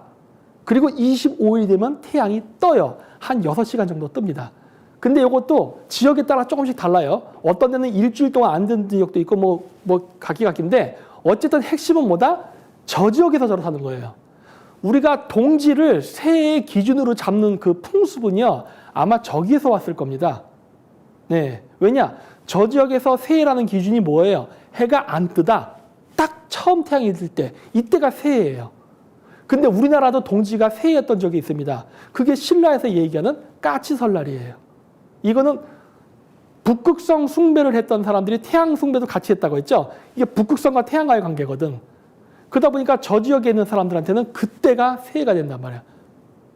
그러니까 어떻게 돼요? 12월 25일과 부활은 같은 개념이죠. 이게 기독교에서는 12월 25일은 이교도고 부활은 기독교 문화래잖아요. 아니에요. 이 두 개가 같은 세트예요. 왜? 그거를 볼 수 있는 저 지역이 바로 저기이기 때문에. 그래서 저 지역이 신성한 지역입니다. 지금도. 예. 그래서 예수님이 십자가에 못 박혀 있다가 죽지요. 어떻게 죽습니까? 롱기누스 창에 찔려 죽죠. 이것도 천문현상이죠. 뭐다? 자, 12월 21일이 되면 어떤 게 보이냐? 여기 보면 사기테리우스라고 보입니다. 이게 사수자리예요. 사수자리. 사수자리랑 태양이 같이 뜹니다. 자, 그래서 어떻게 되느냐? 요 그림이에요. 보이십니까? 왜 태양이 안 떠? 그거는 화살로 쐈어. 이렇게 되는 거예요. 그래서 유목민족들은 지금도 아이가 태어나면은, 지금은 아니고 시골, 천막 같은 데에서 이제 아이가 태어나면요, 아버지가 밖에 나가서 하늘에 대고 태양을 향해서 활을 쏩니다. 마치 산해경에 나오는 예와 10개의 태양의 이야기처럼. 왜? 자기 아들, 우리 유목민족이잖아요. 천손이잖아. 하늘로부터 내려왔다예요. 그걸 상징적으로 보여주기 위해서 하늘에 대고 활을 쏜다고. 그래서 민족 족자에도 보면 뭐가 나와요? 화살 시자가 나오잖아요. 왜? 그 화살 하나가 민족을 상징하거든. 9개의 화살, 9개의 까마귀가 지상으로 내려온 게 바로 구이족, 청송광림신화잖아요. 화살에 맞고 내려왔다고 믿는 거예요. 진짜 사람한테 화살 쏘면 큰일 나요. 이건 천문학적 상징입니다. 12월 25일이 바로 강림절이에요. 이렇게 온다고 믿는 겁니다. 12월 25일은 종교 제사장, 신성한 종교의 성을 갖고 태어난다라고 믿어요. 서양 점성술에서 보면은 그 종교 지도자가 12월 달에 태어난다고 믿습니다. 12월 25일 날 태어나려면 아빠와 엄마가 언제 해야 될까요? 절대로 빗으로 임신하지 않죠. 성령 임신, 이거는 이런 천문을 우상화한 거고, 진짜 바로 여러분들이 좋아하시는 발렌타인데이입니다. 2월 14일 날 그 무렵에 하면은 12월 25일쯤에 태어나요. 네. 그래서 어떻게 하냐? 옛날 때는 고대 샤먼들이 제천 행사를 거하게 한단 말이에요. 발렌타인데이 날. 그럼 어떻게 돼요? 온갖 백성들이 모여서 자기 부인하고 얼레리꼴레리를 하겠죠? 그러면 임신하는 사람도 있고 임신하지 않는 사람도 있을 겁니다. 무조건 임신하는 거 아니잖아요. 그러면 샤먼들이 어떻게 해야 눈여겨봐둡니다. 저 집에서 임신을 했습니다. 그럼 샤먼들이 체크해놓고 있다가 날짜 계산을 한단 말이에요. 점성술로. 그러면 이제 동지가 왔다 갔다 합니다. 21일이 되기도 하고 22일이 되기도 하고 왔다 갔다 하거든요. 그럼 이제 계산을 해요. 야, 이번 동지가 언제지? 며칠입니다. 그럼 오케이. 해갖고 그날부터 그때 임신했던 집을 다 돌아다니는 거예요. 누가 애를 낳나. 그건 애가 태어나잖아요. 그게 성령 임신이에요. 이 샤먼을 뭐라 부릅니까? 기독교에서 동방박사. 여러분, 기독교에서 예수 탄생해서 동방박사 중에 기독교 신자 단 한 명도 없죠? 동방박사 종교가 뭐예요? 얘들 기독교 아니잖아. 유대교도 아니잖아요. 이 샤머니즘이에요. 다 조로아스트교 뭐 이런 애들 나옵니다. 왜? 이런 걸 믿었던 애들이거든. 그래서 이 풍수에 맞춰가는 거예요. 그래서 12월 25일이 바로 신성한 날이라 믿어요. 제왕은 반대편 7월 25일 날 가장 뜨거울 때 태어나는 자가 왕의 기운을 받고 태어나는 것이고 12월 25일은 제사장의 기운을 받아 태어난다고 생각해요. 그래서 이게 매달 달별로 직업이 있습니다. 그렇게 믿었어요. 자, 그래서 이제 이렇게 여기 보면 이게 그 바빌로니아 수메르 문명에서도 보면 새 속에 여자가 있고 화살을 쏘는 자가 있을 게 있어요. 여기 보면 이거 도끼 달고 있죠? 요거 여기 도끼 보이십니까? 도끼 나무꾼. 이 이야기가 왜 나올 것 같아요? 만주원류고 잘 보십시오. 선녀 나무꾼 얘기 담지 않았습니까? 선녀가 아이를 낳고 하늘로 올라가 버린다. 선녀 나무꾼에서 보면 선녀가 아이 낳고 하늘로 올라가 버리죠? 그렇죠? 잘 보세요. 우리나라 선녀 나무꾼하고 만주족의 그 시조 탄생사로는 상당히 닮아 있는 부분이 있습니다. 메소포타미아에도 비슷한 스토리가 있다는 게 유물에서 나오죠. 그래서 제가 얘기하는 거예요. 우리 교류가 있었구나. 네. 자, 그래서 이제 북극성의 기운. 자, 북극성의 기운이 하는데 항상 나오는 게 뭐다? 술록입니다. 신라의 왕관이 술록관이에요. 그럼 왜 술록관이냐? 아까 제가 얘기했던 지구가 23.5도 기울어서 있는 북극권 있죠? 북에 66도 44분 33초인가 그래요. 그 일대. 그 일대가 술록 서식지예요. 그래서 술록은 북극성의 기운을 받은 신성한 동물이라 생각합니다. 그래서 일본 애니메이션 모노노케 히메에서도 가미사마하고 신을 얘기할 때 누가 나와요? 술록. 그리고 서양 영화 스노우 화이트에서도 뭐가 나오죠? 술록.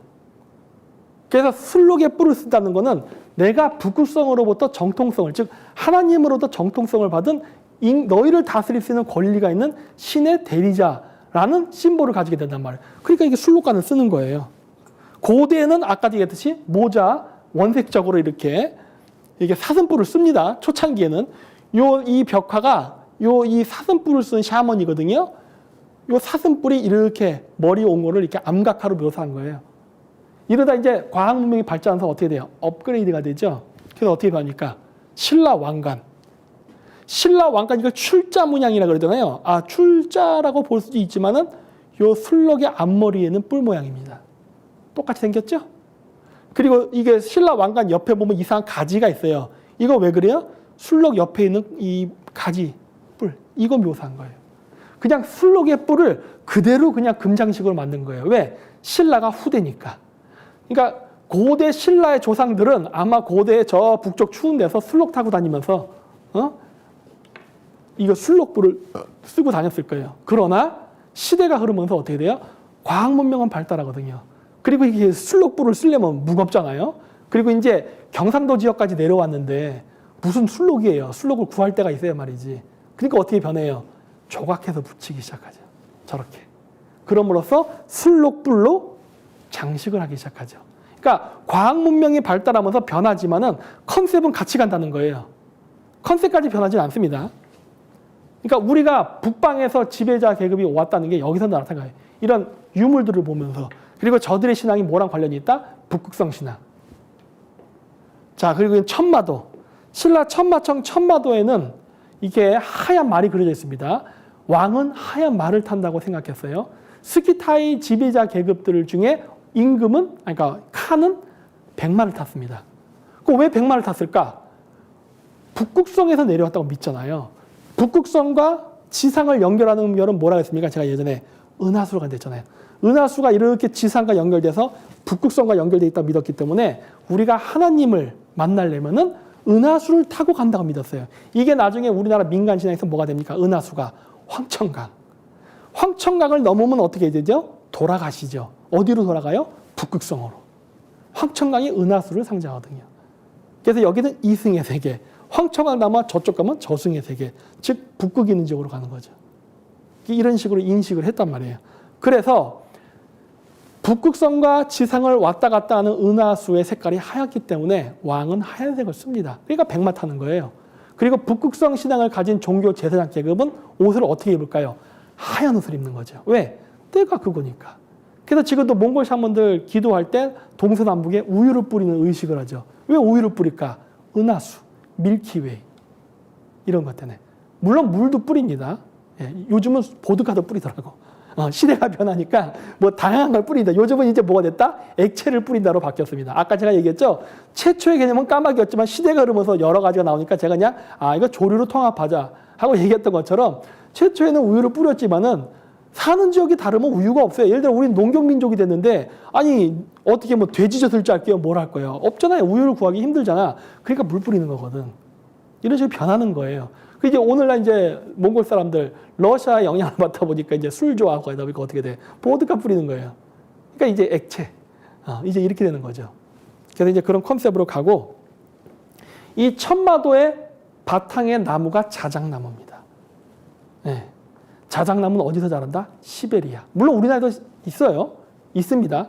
하지만 보통 자작나무가 많이 자란 지역은 시베리아예요. 바로 추운 동네, 북극권 이런 데. 그러니까 제가 얘기하는 거예요. 이거 신라 초기 지배 계급들은 저 북쪽에서 온 애들인가 보다. 라는 걸 제가 이런 유물들을 보고서 판단하는 거예요. 얘들 이런 거를 왜 갖고 있지? 우리는 북이, 그리고 또 신라 첨상대가 또 어떻게 돼 있어요? 이 첨상대 이 곡선이 그 우리나라의 어떤 제야사학자분이 연구했더니 그게 이렇게 잘라서 붙이면은 경주에서 봤을 때 12월 25일 동짓날 태양이 이렇게 떴다가 내려앉는 이 고도를 만들어 놓은 거라 그러더라고요. 또 동지가 나오는 거야. 왜? 동지 다음에 천손이 강림하니까. 그러니까 우리나라의 까치 설날, 즉 12월 25일이 새해였다는 게 이런 여러 가지 우리나라의 유적이나 신화나 전설에서 나타나는 거예요. 그리고 이런 유물, 술록불을 썼던 사람들이라면 12월 25일이 새해예요. 그 동네에서는 그때 해가 뜨니까. 새해를 정하는 기준은 많습니다. 예를 들어서 3월 24일 춘분, 밤과 낮의 길이가 같은 점을 새해로 잡는 애들이 있어요. 주로 어디에 있느냐? 저쪽 중앙아시아 동네에 많습니다. 페르시아 이쪽으로 해서. 그리고 태양력, 양력을 기준으로 해가지고 1월 1일을 새해로 잡는 나라들이 있죠. 이제 태양 숭배 사상과 관련있던 기독교 이런 것들. 우리나라는 이제 음력, 달을 기준으로 쓰다 보니까 그래서 이렇게. 이러다 보니까 우리가 새해, 즉 첫 출발점으로 돌아온다는 기준은 우리가 어떤 별을 기준으로 따라서 이게 달라집니다. 그런데 까치 설날은 뭐랑 관련이 있다? 태양은 태양인데 북극권일 때. 이런 것들이에요. 그래서 지역마다 시간의 기준을 이게 달리했다는 거. 자, 그래서 요겁니다. 지구가 23.5도 기울었잖아요. 저 23.5도 기울었다고 제가 막대기 해놓은 부분이죠. 빼딱하게. 거기가 지구에서 위로 봤을 때 여기입니다. 소위 얘기하는 북극권이에요. 북의 66도 44분 33초. 네. 여기가 술록의 서식지입니다. 자, 그리고 북극권과 태양의 관계라고 했잖아요. 자, 북극이라는 건 움직이지 않고 그러면 이제 태양이 있습니다. 아까 제가 황도 12궁 보여드렸죠. 북극과 지구를 중심으로 해서 태양과 달이 이렇게 움직인다. 그래서 이러한 우주 개념이 우리 동양에서는 소우주라고 해서 우리 몸에 들어와서도 그 같다고 했어요. 자, 이걸 어떻게 같다고 인식하느냐. 서양의 영지주의 기독교에서는 보통 어떻게 나오냐. 인간의 몸을 중심으로 해서 황도 12궁을 이렇게 그려놓습니다. 양자리, 황소자리, 쌍둥이 자리, 개자리, 사자자리, 처녀자리 이게 쭉 해서 12개의 별자리를 인간 몸에다 비유해요. 지금 뭐다? 인간 몸이 우주다예요. 소우주 개념. 영지주의 기독교에 있네. 오늘날 기독교는 없어요. 영지주의 기독교를 얘기하는 거예요. 그노시스. 그런데 동양에도 있잖아요. 소우주 사상은. 근데 동양의 소우주 사상은 어떠냐면요. 7개입니다. 7개의 차크라를 얘기하고 있어요. 서양에서 황도 12궁이라고 해서 12개라는 숫자를 얘기했는데 우리는 7개라 얘기해. 그건 숫자가 다르네. 컨셉은 똑같아요. 소우주라는 컨셉은 똑같은데 왜 서양인들은 12개라 그러고 왜 우리는 7개라 그럴까? 그거는 태양을 바라보는 관점 때문에 그렇습니다. 아까 제가 앞쪽에서 보여드렸던 북극성을 중심으로 황도 12궁 태양이 도는 거 있죠? 그거를 어떤 시각에서 바라볼까의 문제예요. 자, 7개의 차크라죠? 뭐랑 관련이야? 이겁니다. 태양이 6월 달에는 동쪽에서 가깝게 뜨고 점점 서쪽으로 뜨면서 낮의 길이가 짧아집니다. 그래서 동지가 되면 어떻게 돼요? 서쪽에 가깝게 뜨면서 낮이 짧아져요. 다시 1월이 되면 어떻게 돼요? 다시 동쪽으로 점점 이동을 하면서 낮의 길이가 길어집니다. 이게 무한 반복돼요. 그게 수학에서 얘기하는 팔자 모양으로 보이는 무한궤도 그림이죠. 그래서 이렇게 움직여요. 그러니까 어떻게 돼요? 1년 12개월은 6, 7, 8, 9, 10, 11, 12 7군데. 1년 동안 태양이 크게 뜨는 위치는 7군데. 왜? 1, 2, 3, 4, 5월은 다시 백도어하면서 반복되니까. 저 개념이 만들어진 게 뭡니까? 피아노 건반, 칠음계와 검은 건반 5개. 칠음계죠. 인도에선 12음계도 있습니다. 왠지 아세요? 저걸 하나하나 독립적인 음으로 계산하니까. 백도에서 들어온 거를 그냥 이건 다른 거야. 물론 다르긴 달라요. 왜? 타원형 궤도로 돌고 이런 게 있기 때문에 어긋납니다. 어긋나요. 같지는 않아요. 그러다 보니까 그걸 구별하는데 그것도 바라보는 시각이죠. 그러니까 인도에서는 12음계 쓰는 데도 있어요. 근데 서양에서는 7음계를 쓰는 데야. 그럼 7음계와 12음계는 다르냐? 아니죠. 같은 거죠. 관점의 차이. 즉 뭐다? 1년은 12개월이기 때문에 태양이 한 달에 한 개의 황도 별자리를 움직이는 황도 12궁, 그래서 12개의 차크라라고 묘사를 하는 말도 맞고 동양처럼 그거를 7개의 차크로 묘사하는 것도 맞는 겁니다. 왜? 관점의 차이. 관점의 차이죠. 그래서 결국 소우주를 이야기하는 얘기는 똑같은데 숫자가 다른 거는 이것 때문에 그런 거예요. 즉 뭐다? 12 이코르 7입니다. 12 이코르 7이에요. 자, 그리고 이거는 저 왼쪽 거는 유대교예요. 유대교의 카발라. 보통 음모에서 사탄의 의식에서 나오는 건데 말도 안 되는 소리고, 저 카발라가 인간이 가부좌를 튼 상태로 앉아있는 거에 저걸 그대로 집어넣습니다. 그리고 그 야훼라고 써놔요. 야훼는 기독교의 신인데. 저 왜 그러느냐. 자, 여기서 보면 10개입니다. 그럼 왜 유대교에서는 10개일까? 인간의 몸에다 10개를 합니다. 왜 10개냐? 아까 얘기했듯이 소우주라 그랬잖아요. 인간의 몸도 우주다예요. 이거 대우주, 소우주. 근데 유대교 같은 경우는 좀 더 인체에다가 집중을 했죠. 여기도 물론 북극성 여기가 중요합니다. 100회. 여기서부터 시작하죠. 저 위에 써있죠? 하나. 그 다음 밑에 보면 2개가 나오죠. 왜 2개가 나오는지 아십니까? 뇌가 어떻게 돼 있어요? 좌뇌, 우뇌. 둘. 그 다음 어떻게 돼요? 또 2개가 나오네. 왜 2개가 나와요? 허파.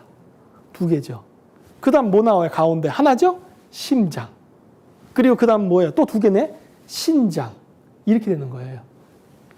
그래서 모양이 저게 나옵니다. 그러니까 어떻게 돼요? 10개인데 10개라도 7개입니다. 왜? 뇌를 하나로 계산하면 돼요. 좌뇌, 우뇌 하지 않고. 자, 위에 하나, 2개로 된 걸 하나로 쳐요. 그냥 둘, 셋, 넷, 다섯, 여섯, 일곱. 7개잖아요. 그렇죠? 우리가 좌뇌, 우뇌, 허파, 신장 이걸 둘로 계산하지 말고 하나로 계산해봐요. 7개잖아. 유대교에서 카발라가 저거를 인체에다 비유하는데 그건 10개의 카발라, 7개의 차크라, 12개의 황도 12궁 이걸 인체에 비유하는 건 다른 게 아니에요. 결국 뭐다? 바라보는 시각과 관점이다. 그러나 근본 원리는 같다. 그런데 여기다 뱀을 왜 꼬아놨느냐? 이 뱀은요, 혈액을 상징합니다. 우주적으로는 황도예요. 태양이 이렇게 움직이니까. 근데 고대인들은 인체에서는 그 황도를 뭐에 비유하느냐? 심장이 태양이거든요.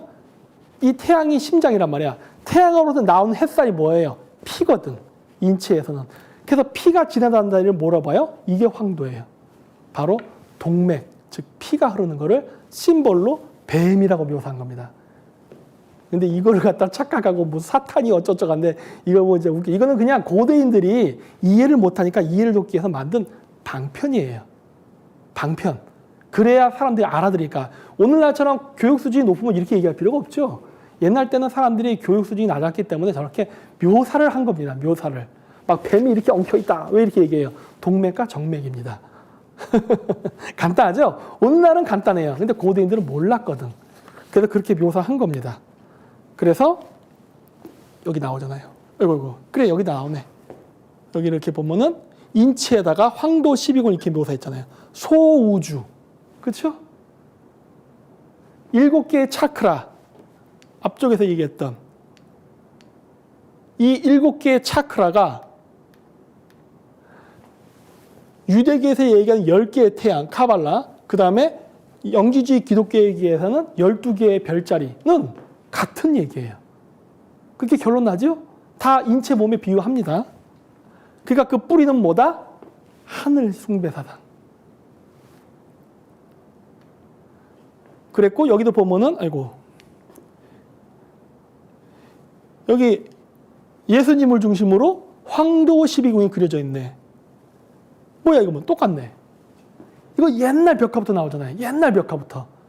그리고 예수를 추정하는 무리를 옛날 때 뭐라 불렀죠? 작은 물고기들. 그리고 오늘날 그 교회에서 쓰는 예수 심볼이 뭐죠? 물고기죠? 물고기에 I love Jesus. 왜? 예수가 태어난 시대가 무슨 시대예요? 물고기 시대잖아. 물고기 태양 숭배 사상에서 기원된 거잖아요. 그렇기 때문에 어떻게 된다? 예수는 반드시 처녀 수태된다. 왜? 물고기 자리의 반대가 뭐다? 버거. 처녀 자리. 그렇죠? 똑같죠? 우리나라 그 영웅의 탄생설화와. 자, 그래서 이격이 나온다는 겁니다. 자, 여기 아까 얘기했던 요 자리. 요 자리의 가운데가 각각 자기 종교가 대빵이라고 보스라고 믿는 분들이 여기 있는 거죠. 어? 기독교에서는 예수가 나오고 이게 영지주기 이렇게 나오고 야훼가 나오고 그 다음에 석가모니가 나오고 우리 신앙에서는 뭐가 나오죠? 마고할매 뭐 이런 사람들이 나오죠. 왜? 이게 북극성이 마고별이니까. 옛날 때는. 지금은 마고별 아니에요. 지금은 폴라리스입니다. 작은 곰자리예요. 예. 그래서 이렇게 되는 거고. 그 다음에 우리가 이제 우물에서 태어났다는 이야기를 많이 한단 말이에요. 박혁거세가 대표적이죠. 우물에서 어떻게 사람이 태어납니까?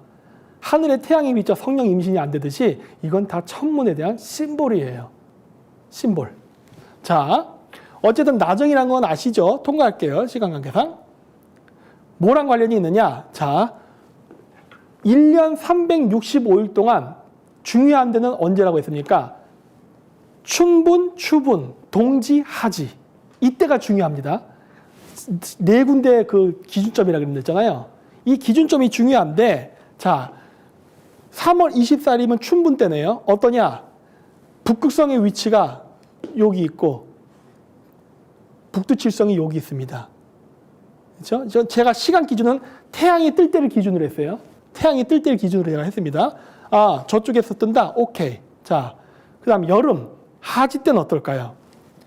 북극성이 여기 있고 북두칠성이 여기 있습니다. 보이시죠?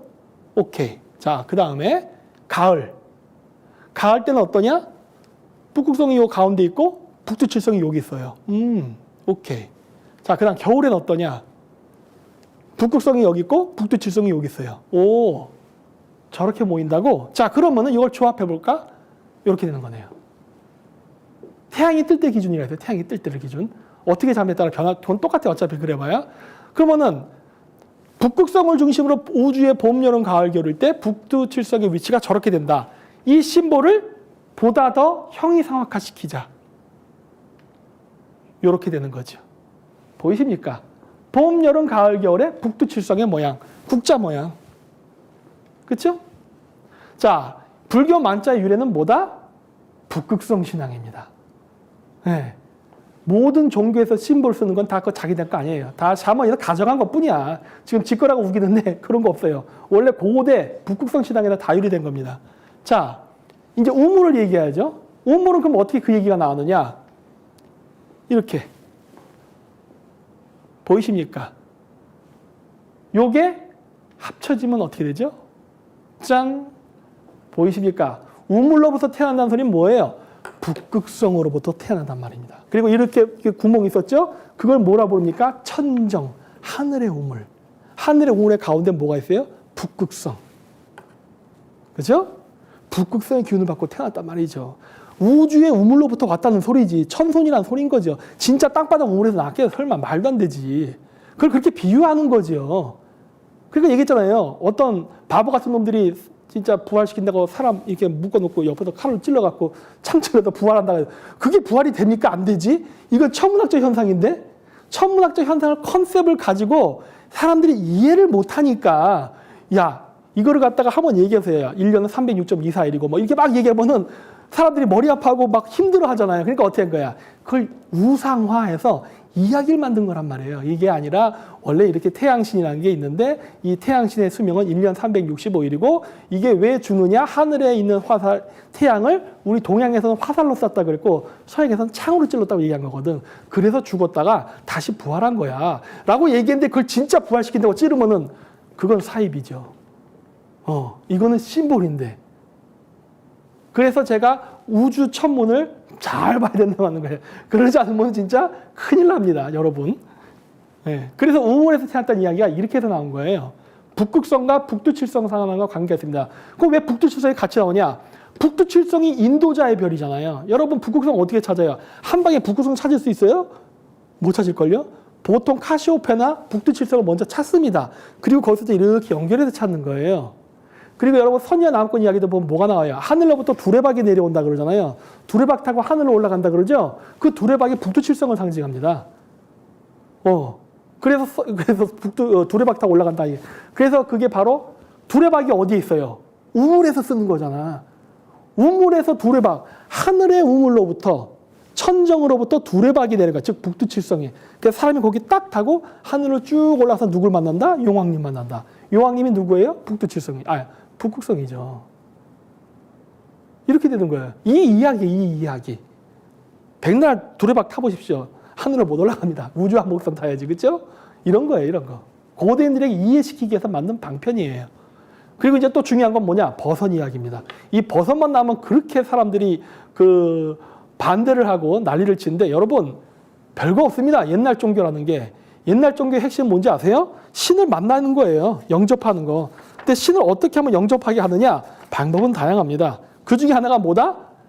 향정신성 의약품을 썼습니다. 쉽게 만나기 위해서. 그러니까 이것도 제가 한번 찾아봤어요. 고대 종교를 보면요. 뭐 버섯, 뭐 등등, 뭐 담배, 뭐 여러 가지가 있어요. 이거 왜 했느냐? 아까 얘기했잖아요. 인간이 죽으면 어떻게 된다? 황천강, 즉 은하수를 타고 북극성으로 간다고 믿었잖아요. 그래서 고대 샤먼들은 하늘과 땅을 연결하잖아요. 어떻게 연결을 한다고 믿었느냐? 나의 영혼을 빼서 하늘로 올라가야 된다고 믿었어요. 어떻게 뺄 거예요, 영혼을? 여러분 몸에서 영혼이 빠질 수 있는 방법이 뭡니까? 죽어야지. 진짜 죽으면 큰일 나죠. 가고 안 돌아오니까. 그러니까 어떻게 되는 거예요? 반가사 상태에 빠지게 하는 거예요. 여러분 마약이라든가 이런 게 왜 쾌락을 느끼는지 아십니까? 죽음 직전에 가니까 그래요. 거기서 더 가면 죽는 거예요. 근데 안 죽으면은 쾌락을 느껴요. 그게 뭐라 하지? 죽음에 대한 고통을 잊게 해주기 위해서 뭐 엔돌핀인가 뭔가 막 나온다면서요. 그 영화도 있잖아요. 어떤 의사가 죽음 직전에 그 쾌락을 맛봐서 일부러 환자 죽이는 영화도 있고 막 그렇거든요. 그런데 그러다 보니까 고대인들은 자기가 조상을 됐던 신이 됐던 만나기 위해서는 일부러 자기를 죽여야 될 필요가 있는 거예요. 그때 쓴 게 독버섯입니다. 물론 이게 환각제로도 쓰여요. 마약입니다. 절대 일반인들 함부로 하면 큰일 나는 거예요. 그래서 신탁을 받으면 이렇게 죽지 않을 정도로 독버섯을 먹는 거예요. 자, 근데 우리나라에 보면 이게 있습니다. 경주박물관에 가면 이게 있어요. 나 이거 보고 깜짝 놀랐잖아. 어머, 우리나라도 이거 썼네. 역시 신라 왕들은 술록간을 썼기 때문에 이게 종교 지도자거든요. 북극성 신앙과 관련 있는 거 아니에요. 아, 그렇지. 왕이 종교적 지도자라면 그 왕이 백성들의 소원을 들어주기 위해서 어떤 걸 할 때 옛날 땐 종교 재정일치 사회였으니까 그러면 어떻게 돼야 돼요? 왕이 백성들의 소원을 접수했으니까 신의 대리자인 왕은 뭐 해야 돼요? 신을 만나러 가야지. 어떻게 만났을까? 아, 독버섯 썼구나. 저기 유불에 이렇게 있잖아요. 자, 광대버섯. 버섯을 많이 썼죠. 왜 그랬느냐? 저게 북반구에 있는 거예요. 추운 동네에 있는 버섯이에요. 그 옛날 스머프 영화에 보면 나오는 그 모양 있죠? 그게 광대버섯입니다. 그거 먹으면 갑니다. 큰일 나요. 함부로 먹으면 안 돼요. 자, 근데 이제 샤먼들은 그거에 대한 적정량을 알았다고요. 안 죽을 만큼 먹을 수 있는 약을. 안 죽을 수 있는 만큼만. 근데 여기 뭐 서양의 이 연구에도 많이 나와요. 이런 걸 썼다고. 이 오른쪽에 유물이 뭐냐? 스키타이족의 귀걸이입니다. 아마 고대 샤먼들이 썼을 거예요. 스키타이 무당들이. 이게 버섯이에요, 버섯. 버섯 귀걸이 여기다 이렇게 한 거예요. 왜? 내가 하늘과 인간을 연결하는 내가 샤먼이야. 그래서 버섯을 써요. 그래서 이 버섯을 가지고 여러 가지 용도를 쓰는데 이렇게 여기도 뭐 이게 스키타이 무사가 들고 있죠. 저것도 언제 썼느냐? 전쟁할 때 썼습니다. 왜 그런 줄 아세요? 여러분 맨정신에 전쟁터 나가서 싸울 수 있습니까? 총알이 빗발친데 돌격 앞으로 하면 다 죽는 거 아는데 누가 앞으로 튀어나가겠어요? 그래서 어떻게 했느냐? 저걸 매겼습니다. 바이킹족들도 그랬어요. 바이킹이 숫자가 적잖아요. 그래서 유럽 인구 많은 지중해 지역에서 약탈을 했잖아. 그럼 어떻게 사방이 다 적인데 나가면 죽잖아. 그러니까 어떻게 한 거예요? 마약을 줬어요. 저는 독버섯을 먹으면 어떻게 되냐? 환각 상태에 빠집니다. 그러면 어떻게 돼요? 총에 맞아도 웬간해서는 안 죽어. 중공군들 6.25 때 어떻게 했어요? 걔들 중공군들 3명당 총 한 자루씩 줬다며. 여러분 돌격 앞으로 하면 누가 돌격할까요? 죽을 게 뻔한데. 그럼 어떻게 했어요? 마약 줬다고. 그런 전통이 있어요. 그래서 이 마약을 또 언제 썼냐? 전쟁할 때 썼습니다. 왜? 공포를 없애기 위해서. 이런 용도로 썼어요. 그래서 스키타이 무사들 여기 주머니에 보면 저 광대버섯을 말려갖고 갖고 다니는 게 그 유물로 발견됐어요.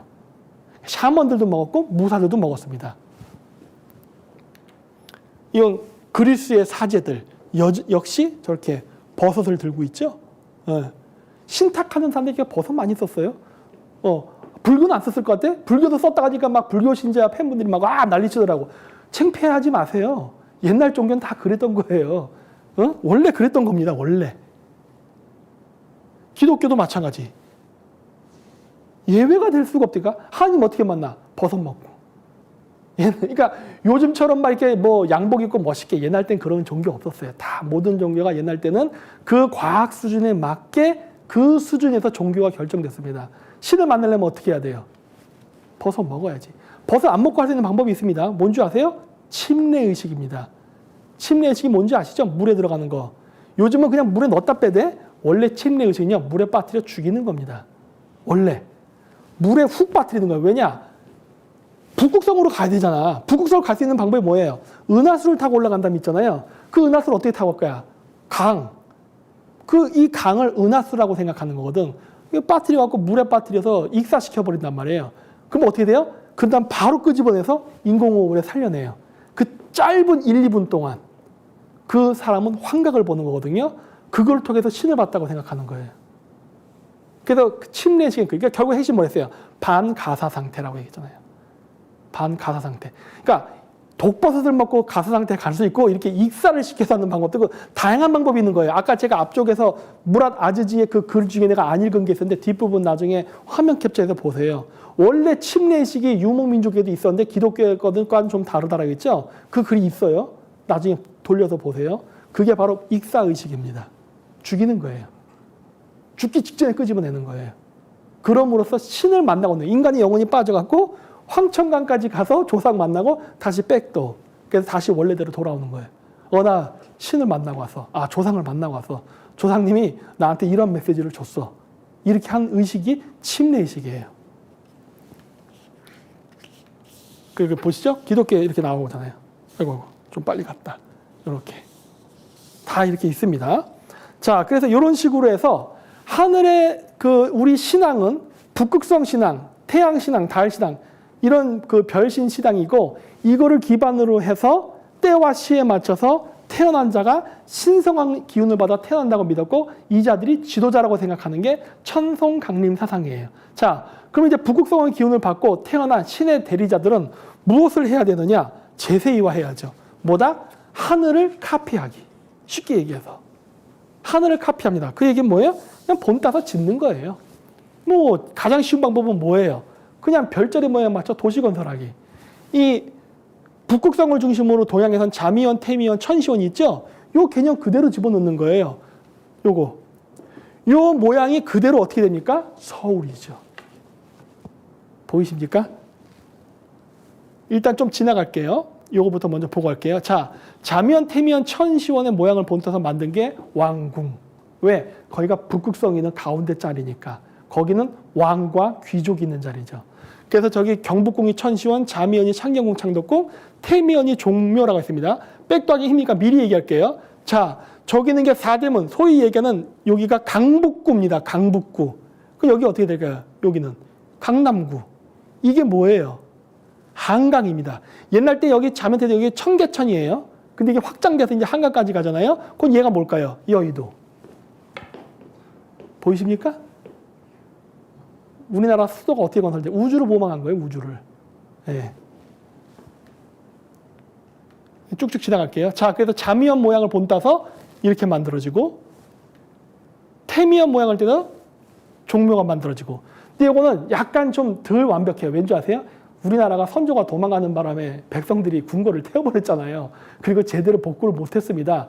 그래서 이게 모양이 좀 애매하게 보여요. 비스무리한데 잘 안 나타나요. 왜? 궁궐 복구가 완전히 안 됐으니까. 이거 돈이 한두 푼 드는 작업이 아니잖아. 그러나 고맙게도 우리 고종 임금께서 아주 대규모로 화폐를 찍어내서 인플레이션을 발생시키면서까지 경복궁을 복원하는 바람에 경복궁은 비교적 잘 나옵니다. 경복궁에 이 길이요 삐뚤빼뚤합니다. 이거 바깥에 이별자리 이거 모세한 거예요. 그리고 여기 보면 빨간색으로 재놨죠. 요거 별자리. 여기 담벼락이에요. 요 C자 모양 이렇게 돼 있고. 내가 그래서 이것도 물어봤었어요. 이 경복궁의 이 길이 왜 이게 삐뚤빼뚤해 했더니 자기네들도 모른대요. 모르긴 뭘 몰라. 별자리 본땄구만. 별이랑 똑같네. 그래서 경복궁은요 그나마 복구했기 때문에 천시원의 모습이 나타납니다. 그리고 저 여기 근정전의 위치가 어디냐면은요 제좌라는 별자리예요. 제좌. 제자가 그 동양천문에서 뭡니까? 임금이 백성 다스리는 곳. 근정전. 컨셉 맞네. 이렇게 맞춰져 있어요. 그래서 그나마 경복궁 때문에 우리나라 궁궐이 별자리 모양을 본땄다는 것을 추정할 수가 있게 된 거예요. 그리고 만주 원력에 보면은 상경 용총부가 별자리 모양을 만들어졌다고 기록이 되어 있습니다. 그러니까 최소한 우리는 적어도 발해 시대 때까지는 별자리 모양을 만들었던 게 입증이 돼요. 아마 그 전에도 했을 거예요. 우리가 유적을 못 찾았으니까 그렇지. 자, 그래서 이러한 컨셉으로 해서 국가를 건설하는 겁니다. 즉, 아까 다시 한번 정리하면 북극성 신앙, 태양 신앙이 우리 고대인들의 종교 개념이었다. 그리고 우리의 지도자들은 그러한 별의 기운을 받아 태어난 자들이 우리를 다스린다고 믿었고, 지금이 철의 시대이면서 물고기 자리, 즉 물고기 태양 자리 시대이기 때문에 국가의 연호를 티모르, 즉 다물로 짓기도 하고 국가 명칭을 투망루, 즉 티무르라는 철로 국가의 명칭을 쓰기도 했다. 그리고 이 시대가 물고기 자리 시대이기 때문에 이러한 시대에 태어났던 건국의 아버지, 그 다음에 종교의 창시자들은 처녀 수태가 많다. 왜? 물고기 자리 시대의 태양은 처녀 자리 기운을 받아 태어나니까.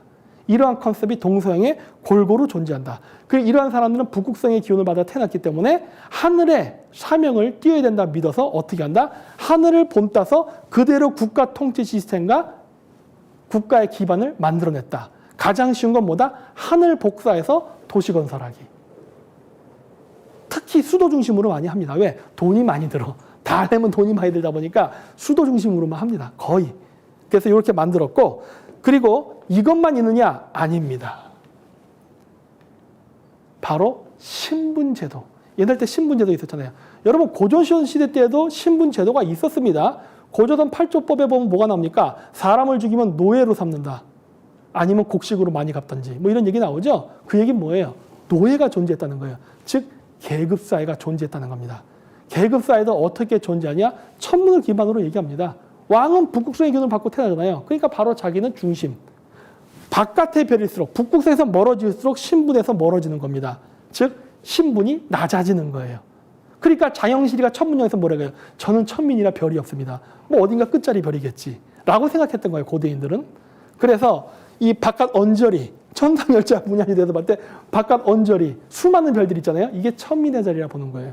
그리고 그 안쪽 유목민의 별자리, 그 다음에 뭐 자미원, 태미원, 천시원 등등 이런 거 있죠. 이런 중심으로 갈수록 제사장의 별자리, 군사, 즉 그 정치 계급 있죠, 얘들. 그 다음에 왕은 가운데 북극성의 자리. 이렇게 함으로써 고대로부터 존재했던 이 신분제도가 별자리랑도 깊은 관련이 있다는 거예요. 이걸 이렇게 보면 조금 좀 애매하죠? 좀 더 원색적으로 보여드릴게요. 이렇게. 자, 농민은 노예에 속합니다. 농민은 왠지 아세요? 힘드니까. 농사 힘들어요. 옛날 때부터 유목민족도 농사를 짓긴 졌는데 농사 누구 시켰냐면요. 전생에서 잡아온 포로 갖고 시켰습니다. 그래서 농민은 농사를 지어요. 밀농사가 됐든 쌀농사가 됐든. 뭐예요? 누런색. 그래서 농민은 노란색 옷을 입었습니다. 고대 스키타이 사회에서. 그리고 유목민족은 파란색 옷을 입었어요. 왜? 얘들은 탱글이 하늘에서 왔다 보니까 그냥 모든 하늘의 별, 그 주변에 언저리의 별 많잖아요. 이거 다 왜? 유목민족은 천손이라고 생각하니까. 그래서 푸른색 옷을 입습니다. 그리고 제사장은 뭐예요? 북극성과 인간을 연결한다 했죠? 색깔이 뭐죠? 은하수 색깔? 하얀색. 그래서 흰색 옷을 입는 거예요. 그리고 종교 계급은 누구예요? 태양과 관련이 있습니다. 그래서 뭘 입는다? 빨간색. 태양 여기 있잖아요. 지나가는. 그리고 최고의 지도자, 왕은 뭐예요? 북극성. 카칸의 별이죠. 황금으로 많이 입었어요. 그래서 알튼 가드스라 부른다 했잖아요. 노란색과 황금은 다른 겁니다. 이거 완전히 달라요. 그래서 노란색은 별로 좋은 게 아니에요. 우리 헌원하야 씨 황제, 노란 거의 왕 누구예요? 한족 관리하는 관리였네. 한자만 봐도 알 수 있죠. 왜 황제겠어요? 농민 관리하는 애. 원래 동이족 출신 아닙니까? 동이족 출신인데 왜 중국 쪽에서 이랬어요? 농민들 관리하던 사람 아니에요. 그러니까 황제지. 그렇죠? 예, 그래서 이런 식으로 신분제 계급도 결국 천문하고 깊은 관련이 있었고 이 제도가 굉장히 수천 년 동안 오래 전통이 유지가 됐어요. 예, 그래서 이런 것들을 고대인들이 갖고 있었다는 거고 좋다 나쁘다의 문제가 아니라 이랬다는 겁니다. 오늘날 신분제를 사회를 이렇게 해서 만들면 안 되죠. 옛날 문화를 부활시키겠다 다시 노예제 갖고 하면 큰일 나잖아요. 그냥 옛날 때는 그랬다예요. 그렇게 해서 자기의 통치 계급의 정당성을 하늘에 비유해서 종교도 만들고 시스템도 만들면서 거기다 곁다리로 신분제까지 탁 넣어놓은 거지. 그러니까 너희들은 혁명 일으키지 마. 쿠데타 일으키지 마. 이렇게 했다는 겁니다. 자, 그래서 오늘 샤머니즘 이 천성관림사상 강의는 이것으로 짧지만 마치도록 하겠습니다. 그래서 다음번에 또 재미있는 주제가 있으면 또 그거 가지고 또 여러 가지 이야기를 나눠보도록 하겠습니다. 네, 안녕히 계십시오.